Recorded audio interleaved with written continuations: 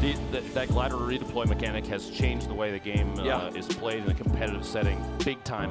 And thus far, it looks like a lot of these players are adjusting extremely well. Those early shots there, taking control of a very common landing zone for them. Tfue is there. I feel like he's there every single time we see a skirmish game. And these were the final moments again. On the high ground, gives him the ability to decide to drop one down when the time comes. I think he follows up this launch pad with one of his own. So well done. The timing of that, he knows now, hey, I automatically at the high ground if I wait. Floats on it, he's like, yes, please, go ahead, fight, fight, fight. You guys go. When one of them happens, pops the bandage. It's just not enough damage from that double barrel, and the victory comes on in, the victory royale. So he had 3. We know Cloakzy had at least 2. So minimum 5 eliminations, plus the victory royale. That's that no skin setup. That's just how he is. So you almost are certain if you land at this area on the map and you see a no skin setup, it's going to wind up being Tfue. A look there. Looks like Chaos probably took about 50% of his health off. And he's only got, the basic burst assault rifle there, and that's rough. Looks like his teammate's going to be pushing on forward. They want to make some sort of play, maybe get into an advantageous position. You saw both these players, no shields, not the case for Tfue and Cloakzy, as they should have a health advantage. You notice too, the bottom of your screen. Yes, down to 10 HP, backing out. Opportunity gets the knock on Chaos, the AR shots. Excellent. Just like that. Capitalizing, I mean, this is their drop zone. And immediately gets the heavy shotgun as well. The kind of the split turned into an opportunity to take advantage of that low HP. It's like he has actually no idea. To gatekeep right now. Oh, this is brilliant. This is brilliant.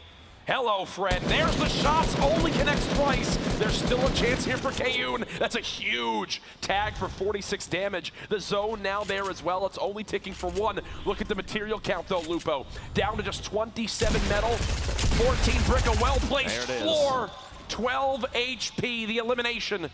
The FPS will live to see it. Axe, you can also hit, you see he's hitting that corner edge. Not only can you break the base, but you see how they're hitting those corner edges? This is like 300 plus stone off of this one hut that a lot of people don't actually know just how valuable it is. Heads up play from Frizzable and Dor. Then the money carries on to the next game and then doubles. So the next game it could be 20,000. Exactly, and it could keep going. If it happens again, then 30,000. Yes. Each game that the Mega Raid bonus is not obtained, it rolls over to the next game. And it looks like we've already had an elimination come on in here. All the vision that you would normally have. Instead, they can kind of just do a quick reset. The shots trading back and forth there. Giganza looks like he's knocked down, which means Villix has to take an opportunity here. Sneak some shots. He's trying to edit his way out, but couldn't quite get it. Kevlar and Blue Hawk. Jeez. Securing. Look at it's just apparently it's like chug jugs just everywhere that are on the ground. I got minis on me. You hear that? Minis on me. Chug jug. I'm popping all these. Chug jugs they're a double-edged sword because late game it's real.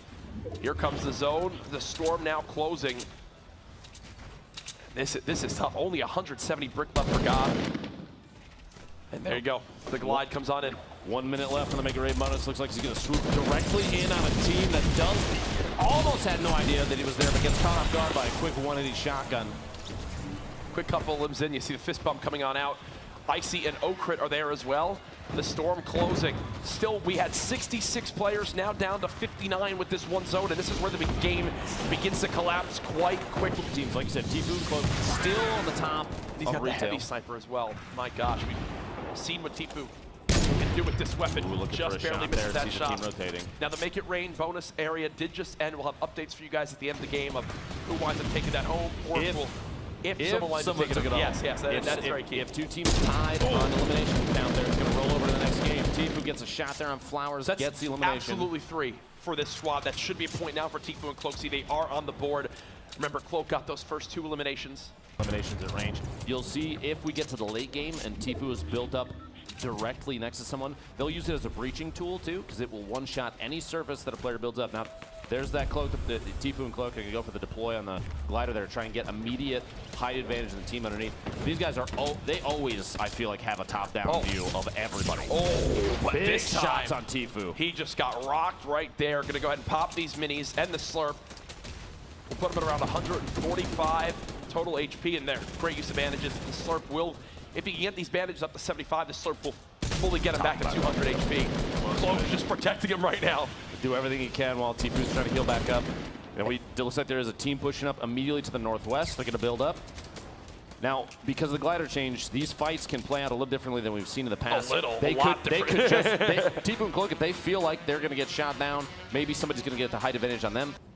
I'm assuming Crit's teammate is down below at the very bottom.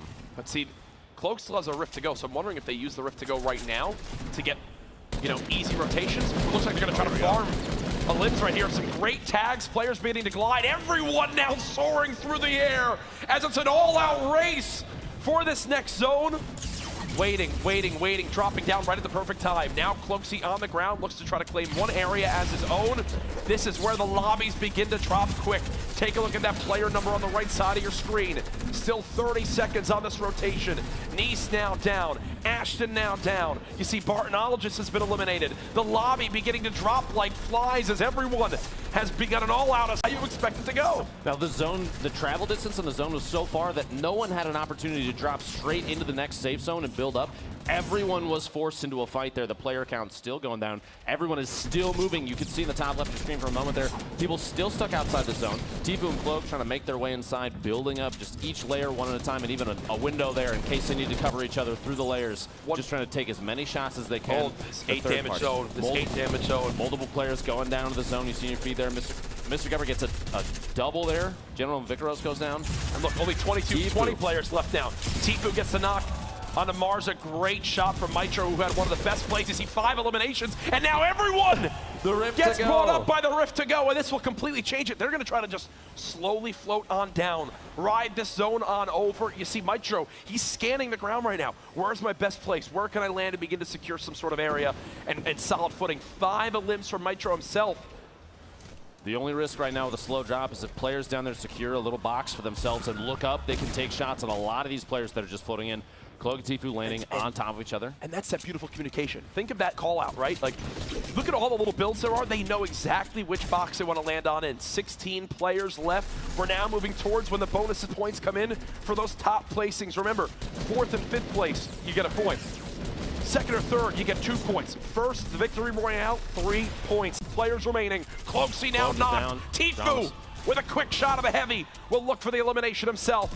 Will he be able to save Cloak? I just don't believe so with this zone moving on in. It's all down to Tfue. He's building on up. 7 players left. I believe he has the high ground for the moment. And it just seems like, Lupo, he is always in these positions. This is a position we've seen him in so many times in the past through 4 left. Fall skirmish, summer skirmish. This is, and there you go, using that heavy snipe as a way to breach through surfaces. It's a 1v1v1. It's a 1v1v1, and Tfue still has the high ground. You cannot make this up. This has all the signs of a Tfue and Cloakzy Game 1 victory here. Oh, I thought he was about to fall on down, but no, doesn't seem the case. Remember, all these players still left have each earned 2 points automatically for their top 3 placing. But who will get the extra point for the Victory Royale? The zone moving on in. Only 29 health for Mitro. This zone will chunk him on down. There's the quick shot from Hero. The double barrel's so good. 1v1. Tfue looks like he's ready for the heal. It's not going to come on in. Tfue blocked by the tree. But Hero gets dropped by the storm. And just like that, Tfue and Cloakzy set the tone and prove why they are 2 of the favorites here this weekend. Not even a little surprised, to be quite honest with you. We've seen Tfue, even while he had the flu multiple weeks in the past. Tfue, like, just dominating, still dominating. Absolutely wild as this man is able to clutch it on up. You see the fist bumps and the pop off there from Cloakzy, the excitement coming on in. What a great start here to the weekend. So many players stacked that up, but look, 20 minutes in, there was 49 players left.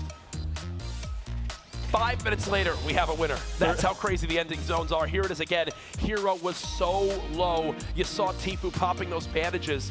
He got absolutely rocked by that double barrel, but he got the bandage off in time, didn't get ticked by the storm, and there's the celebration from Tfue. And now, you've got to think, how many points did they just earn? Did they wind up Blue, like, just dominating, still dominating. Absolutely wild as this man is able to clutch it on up. You see the fist bumps and the pop off there from Cloakzy, the excitement coming on in. What a great start here to the weekend. So so many players stacked that up. But look, 20 minutes in, there was 49 players left. 5 minutes later, we have a winner. That's how crazy the ending zones are. Here it is again. Hero was so low. You saw Tfue popping those bandages. He got absolutely rocked by that double barrel, but he got the bandage off in time, didn't get ticked by the storm, and there's the celebration from Tfue. And now you've got to think, how many points did they just earn? Did they wind up getting a full 6 from that? For getting, how many limbs did they wind up finishing with? Brilliant, brilliant start from them. We'll have to check the elimination count at the end. Hopefully we can get those stats back as fast as possible. But that's got to be, that's a handful of points early. First 100%, game. 100%. In the first heat, and they're already showing why a lot of players count on them to guarantee these victories. Oh, yeah. Like you said, literally in the middle of the game. Tfue and Cloak almost always, I feel like, have that height advantage. They always have a top-down view on whoever they're engaging. Yep. The heavy snipe as a way just to take shots from a distance, a little bit of